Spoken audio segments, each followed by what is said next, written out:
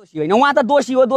एकछिन नभाग्नु भयो त नि भाग्नु हुँदो रहेछ नि त नि। आन्दोलन सुरु भएछ त उहाँ हेलिकप्टर चढेर भाग्नु भयो अनि उहाँले घरै छोडेर भाग्नु भयो नि त नि। उहाँ अहिले तत्कालीन अवस्थामा निस्किन हुँदैन थियो, तर उहाँले लाज पचाएर बाहिर निस्किनु होइन। उहाँ जहिले तहिले हाउ गरिराख्ने मान्छे हुनुहुन्छ, कहिलेकाहीँ उहाँ बोलिरहनुहुन्छ। यस्ता अभिव्यक्तिमा कुनै ठुलो लिइराख्नुपर्ने कुरा छैन। उहाँले यस्तै हो, उहाँ कहिलेकाहीँ अब टुक्का उखान हानिराख्ने मान्छेले त्यो एक दुईवटा वक्तव्य दिँदैमा हामीलाई त्यत्रो आपत्ति पर्दैन। गृह मन्त्रीले काम गर्नुपर्छ। सरकार छ, सुरक्षा त खासमा भन्यो भने जेनजीलाई दिनुपर्ने हो। अब म यति मात्र भन्छु। थ्रेड आएको छैन, किन थ्रेड आउँछ? म नेपाली जनता हो नि, किन थ्रेड आउँछ? थ्रेड आउँदैन। यो आन्दोलन गरिसकेपछि आन्दोलनकारीले माग राख्ने हो र आन्दोलनकारीले एजेन्डा बनाउने हो। एजेन्डा प्रत्यक्ष कार्यकारीको निर्वाचन र जिरो करप्सनको कुरा छ। त्यसो हुँदाखेरि त्यो जिरो करप्सनको कुरा जसरी पनि पुरा गर्नु। यो संविधान मानेर सरकार बनेको होइन, यो संवैधानिक सरकार पनि होइन। तपाईहरुलाई प्रश्न भन्न चाहन्छु, यो कुनै पनि संविधानको धारामा संसद बिनाको मान्छे प्रधानमन्त्री बन्ने व्यवस्था छैन।